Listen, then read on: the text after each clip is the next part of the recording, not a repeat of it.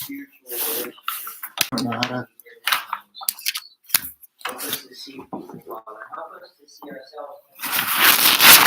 That we are also constantly being recreated in you. That part where we are and have not been. Help us to be mindful of that and humbled by that, by your love. Help us, Father, to understand that in this community. Help us to share the light of the gospel with those that have opportunity. Help us to live our lives in such a way that we're drawn. If you leave the door open, then it should be able to pick up the sound okay. I'm trying to figure it out again before. Not be blind to see our opportunities to serve you or ministry to them. We thank you, God, for the identity. I wonder if there's something here. We love you, Father, and we thank you for this congregation of believers, for this family. Come here on Sundays in this free country and worship you and study your word. Dear Father, we just love you. We thank you, Father, for this time of year, this beautiful time of year where the snow is on the ground and the sun is out and blue skies. Lord, we anticipate the coming of the spring. We don't yet see green under the snow, but we know it's coming. We don't yet see life bursting forth from this cold, lifeless snow around us. We know it's coming. It's because of that faith that we anticipate the coming spring. Let these little seeds of faith apply to greater things in our life. Help us to know that just like the snow is blanketing over the coming spring, the coming life, like that, we live in a world. We know by faith that you are bringing life into our life. You are bringing life from death. You are constantly renewing life in us for the purpose of teaching this world about you. Help us to move through this world in faith, knowing that there's always a spring coming. There's always life coming, that we participate in that. Thank you, God, for who you are. Be with us this morning as we study in Christ.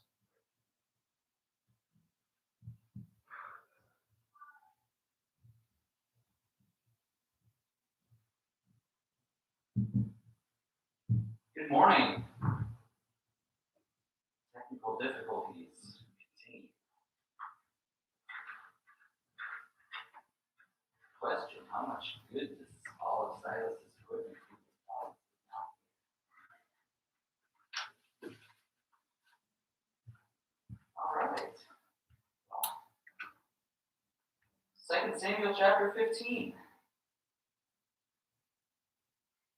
Let's this lesson down to the bare bones this morning. We have 15 minutes together left. Let's just read through the chapter, and we'll have a couple of discussion points. And it's a fascinating chapter, and what is really fascinating about this chapter is a number of character images that we get about a couple of different characters in this passage. You know, we have David, who was once a great hero of the faith, recognized by all of Israel. We remember how they were singing the songs about David as Saul has slain his thousands and David his 10,000. Now you definitely see his decline in the eyes of the people. And this is not entirely unwarranted, perhaps. We've seen in the past few chapters just a couple things that make us question what David is going through at this later stage in his life. Here in chapter 11, verse 1, in the story, beginning the story of David and Bathsheba, we read, in the spring of the year, the time when kings go out to battle, David sent Joab, his servants, with him and all Israel, and they ravaged the Ammonites and besieged Rabbah, but David remained at Jerusalem. And then in 2 Samuel chapter 14, just the previous chapter, we did a lot of discussion about David's lack of a response to the problem of Absalom killing another one of his sons. we have David, who has this great faith in God, as a man after God's own heart. But he's in this season in his life where poor choices and lack of action are piling up on him. And it's an interesting thought process in our own minds that should take place.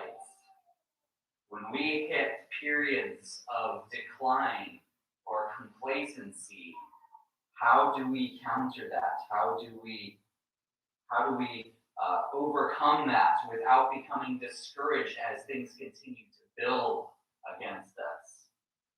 Because the Lord would have us always push on and always grow closer to Him.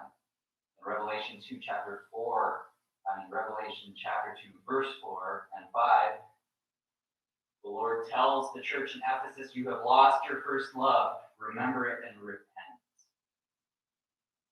And definitely in David, we see accumulation of choices that he's made, and he's allowing them to build up against him rather than challenging them and taking the next step. And then we see this character Absalom, the son, and we see these images of the rage that he has at his family, the years that he spent in exile in Geshur, and then the abandonment that he felt in Jerusalem, and this hardship that a man would go through will either break him or make him into something strong.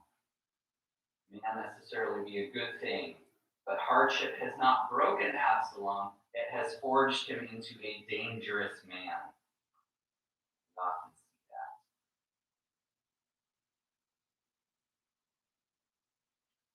So let's read this chapter. It's fairly long. After this, Absalom himself got a chariot and horses and 50 men to run before him. And Absalom used to rise early and stand beside the way of the gate. And when any man had a dispute to come before the king for judgment, Absalom would come to him and say, what city are you from? And when he said, your servant is such and such a tribe in Israel, Absalom would say, see, your claims are good and right, but there is no man designated by the king to hear you. Then Absalom would say, oh, that I were judge in the land. Then every man with a dispute or a cause might come to me, and I would give him justice. And whenever a man came near to pay homage to him, he would put out his hand and take hold of him and kiss him. Thus Absalom did to all of Israel who came to the king for judgment. So Absalom stole the hearts of the men of Israel. And at the end of 4 years, Absalom said to the king, please let me go and pay my vow, which I have vowed to the Lord in Hebron. For your servant vowed a vow while I lived in Geshur, in Aram, saying, if the Lord will indeed bring me back to Jerusalem, then I will offer worship to the Lord. The king said to him, go in peace. So he arose and went to Hebron. But Absalom sent secret messengers throughout all the tribes of Israel, saying, as soon as you hear the sound of the trumpet, then say, Absalom is king at Hebron. With Absalom went 200 men from Jerusalem, who were invited guests, and they went in their innocence and knew nothing. And while Absalom was offering the sacrifices, he sent for Ahithophel, the Gilonite, David's counselor from the city Gilo. And conspiracy grew strong, and the people with Absalom kept increasing. And a messenger came to David, saying, the hearts of the men of Israel have gone after Absalom. Then David said to all his servants who were with him in Jerusalem, arise and let us flee, or else there will be no escape for us from Absalom. Go quickly, lest he overtake us quickly, and bring down ruin on us, and strike the city with the edge of the sword. And the king's servants said to the king, behold, your servants are ready to do whatever my lord the king decides. So the king went out, and all his household after him. And the king left 10 concubines to keep the house. And the king went out, and all the people after him, and they halted at the last house. And all his servants passed him by, and all the Cherethites, and the Pelethites, and all the 600 Gittites who had followed him from Gath passed on before the king. Then said the king to Ittai the Gittite, why do you also go with us? Go back and stay with the king, for you are a foreigner and also an exile from your home. You came only yesterday. Shall I come, and shall I today make you wander about with us? Since I go, I know not where. Go back and take your brothers with you, and may the Lord show steadfast love and faithfulness to you. But Ittai answered the king, as the Lord lives, and as my lord the king lives, wherever my lord the king shall be, whether for death or for life, there also will your servant be. And David said to Ittai, go then, pass on. So Ittai the Gittite passed on with all his men and all the little ones who were with him. And all the land wept aloud as the people passed by. And the king crossed the brook Kidron, and all the people passed on toward the wilderness. And Abiathar came up, and behold, Zadok came also with all the Levites, bearing the ark of the covenant of the Lord. And they set down the ark of God until the people had all passed out of the city. Then the king said to Zadok, carry the ark of God back into the city. If I find favor in the eyes of the Lord, he will bring me back and let me both see it and his dwelling place. But if he says, I have no pleasure in you, behold, here I am. Let him do to me what seems good to him. The king also said to Zadok the priest, are you not a seer? Go back to the city in peace, and your two sons, Ahimaaz your son, and Jonathan the son of Abiathar. See, I will wait at the fords of the wilderness until word comes back from you to inform me. So Zadok and Abiathar carried the ark of God back to Jerusalem, and they remained there. But David went up the ascent of the Mount of Olives, weeping as he went, barefoot, and with his head covered. And all the people who were with him covered their heads, and they went up, weeping as they went. And it was told David, Ahithophel is among the conspirators with Absalom. And David said, O Lord, please turn the counsel of Ahithophel into foolishness. While David was coming up the summit, where God was worshipped, behold, Hushai the Archite came to meet him with his coat torn and dirt on his head. David said to him, if you go on with me, you will be a burden to me. But if you return to the city and say to Absalom, I will be your servant, O king, as I have been your father's servant in time past, so now I will be your servant. Then you will defeat for me the counsel of Ahithophel. Are not Zadok and Abiathar the priests with you there? So whatever you hear from the king's house, tell it to Zadok and Abiathar the priests. Behold, their two sons are with them there. Ahimaaz, Zadok's son, and Jonathan, Abiathar's son. And by them you shall send to me everything you hear. So Hushai, David's friend, came into the city just as Absalom was entering Jerusalem.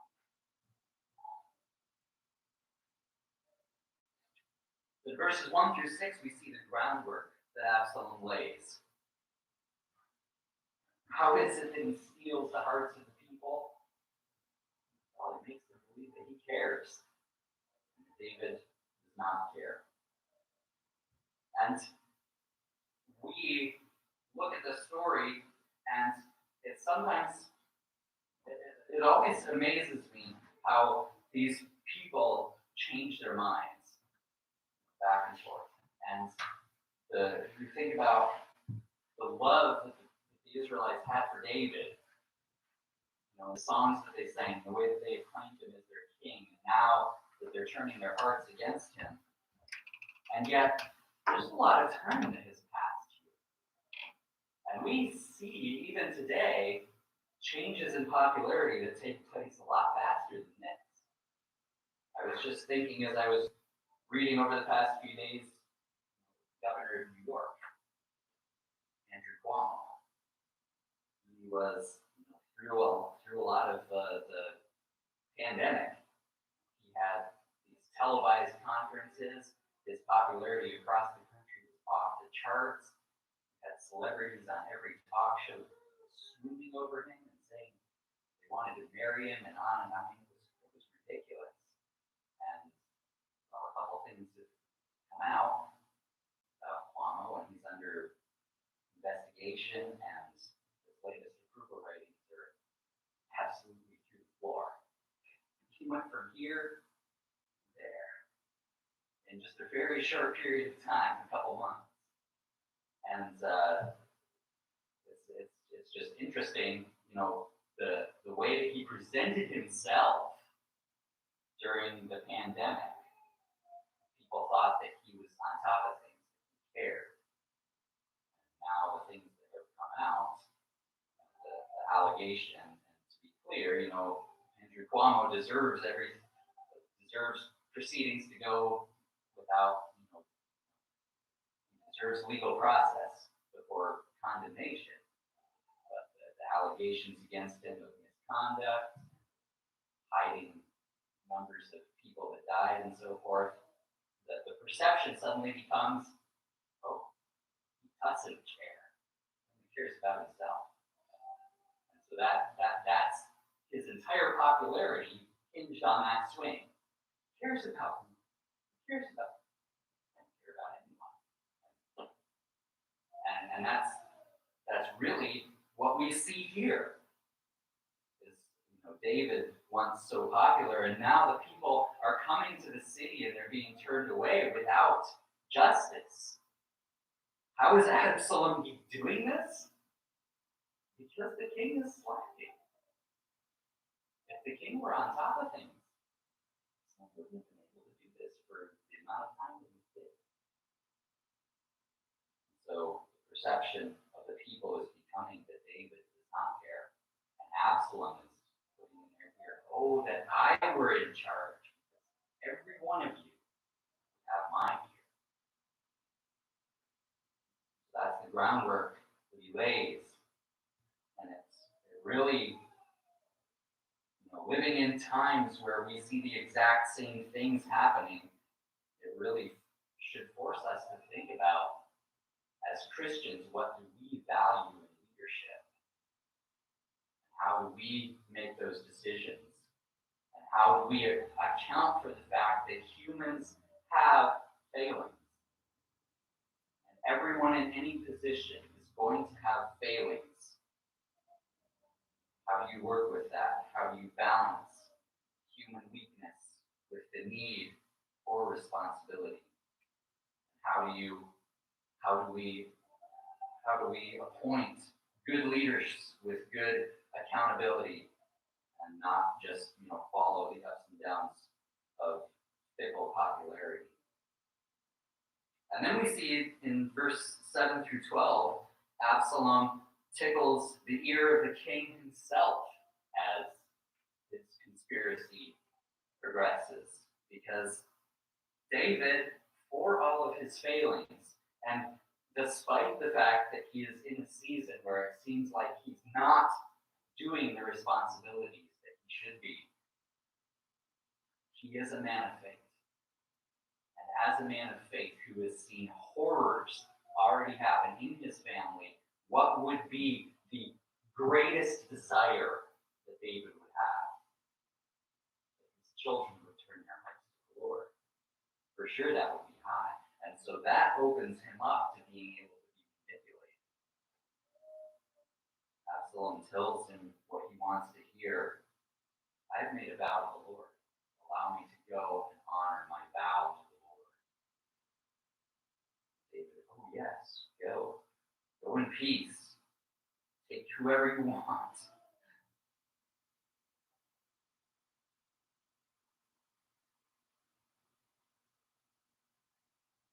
There's definitely a lesson there for us as well, in that what we desire of other people.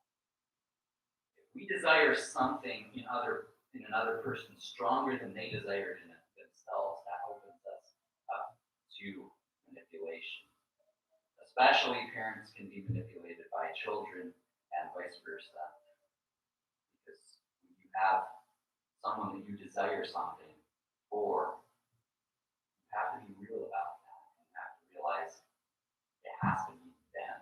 They have to desire truly, and they have to be bearing the fruits of what they say, what they claim. Someone a child like Absalom who claims, I'm turning my heart to the Lord, can I do this?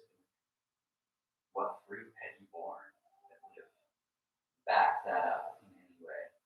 And yet David grabs hold of that because he's so great, he desires that in Absalom. And then David has to flee because he recognizes immediately the strength that Absalom is in at this moment. And so he flees the city. He abandons 10 of his concubines, and that sets up something that's going to be very vile in the coming chapters, very humiliating. David brought sin into his home, and bearing consequences. That note that he left the 10 concubines behind is an important note for the coming chapters. The sin of his life with Bathsheba will continue to follow. In verse 18 through 23, we see the loyal friend in the fire. Ittai, the captain of the Gitzites. This is a mercenary from the land of the Philistines who followed David. And David does him kindness by saying, go, return. Continue in your position of strength. What would David, being out of power, have to offer this mercenary? And yet, he is loyal to him. It's important to trust those who will be with you in the fire. To surround yourself by people that you know will be there. And not just to surround yourself and to accept that, but to be the friend in the fire to other people. When someone that you care about is struggling, don't stand back and let others be the ones to go and aid them. Stand up, be the first.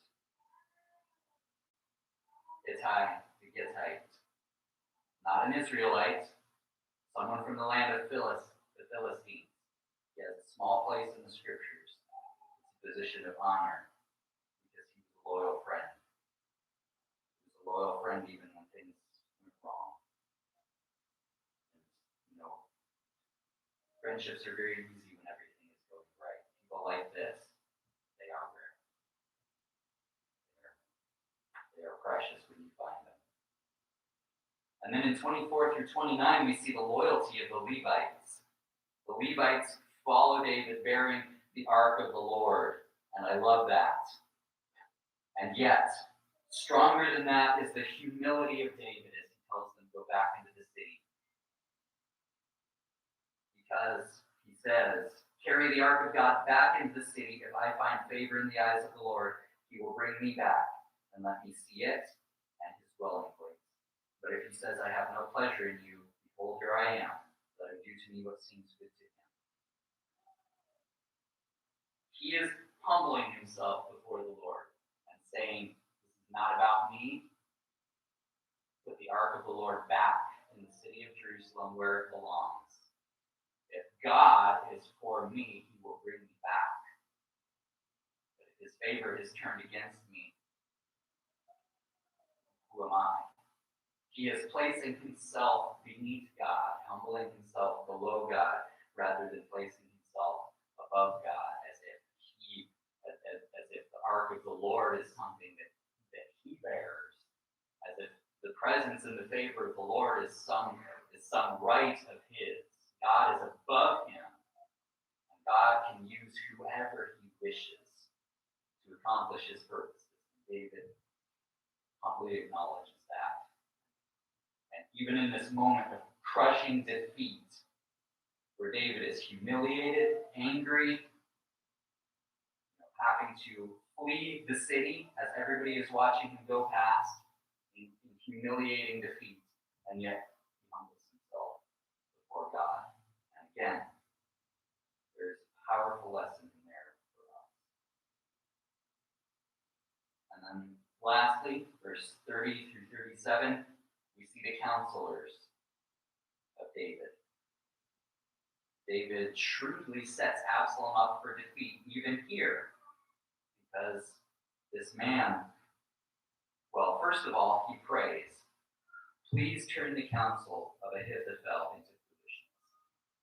And not to get ahead of ourselves, but in a couple chapters, that prayer is going to be directly answered. So, first of all, his prayer to God, and then he sets things in place. He sends Ahithophel had been one of his closest advisors, his closest friends. And many people think, if we turn over to Psalm chapter 41,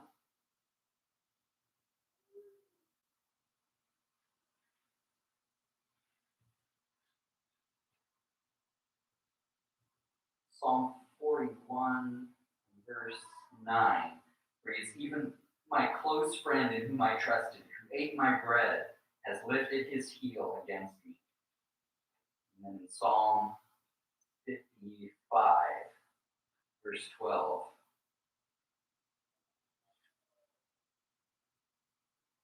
For it is not an enemy who taunts me, then I could bear it. It is not an adversary who deals insolently with me, then I could hide from him. But it is you, a man my equal, my companion, my familiar friend. We used to take sweet counsel together. Within God's house we walked in the throng.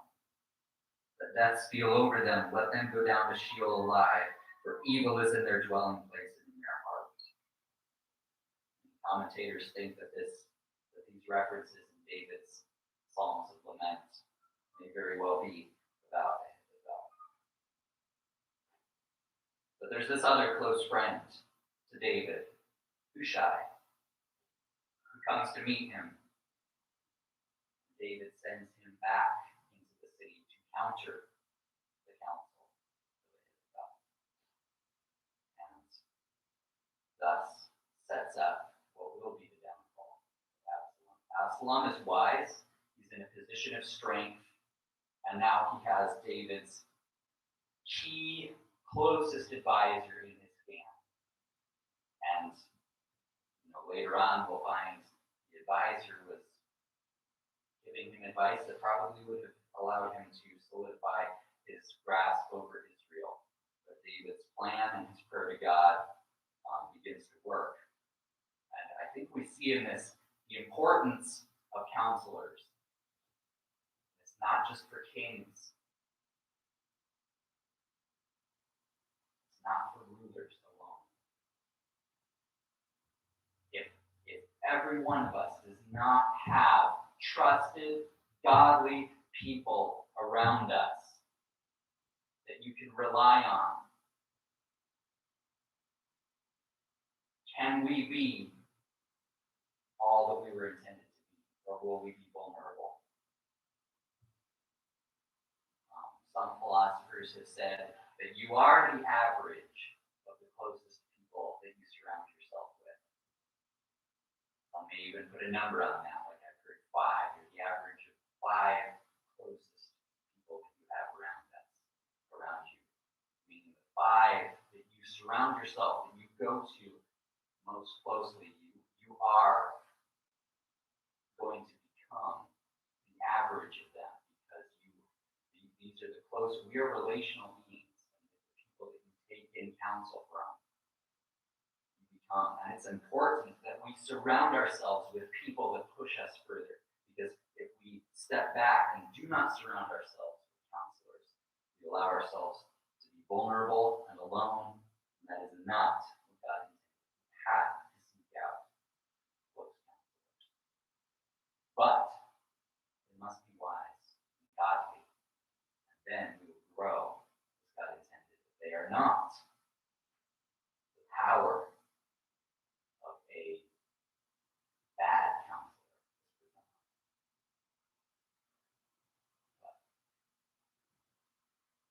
that is what I have. That's the bare bones version.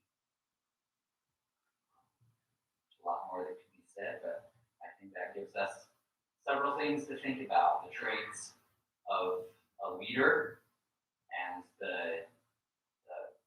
how do we respond to these periods of decline or complacency that we find ourselves in, and what is the value of loyal friends, the value of counselors. We surround ourselves with wise, godly people who push us to become better, push us to make wiser decisions. Are there any comments on this chapter?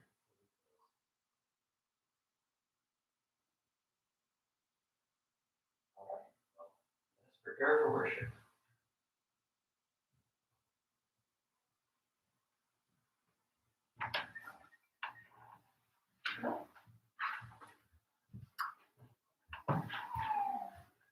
Yes, I am. Do you need a video?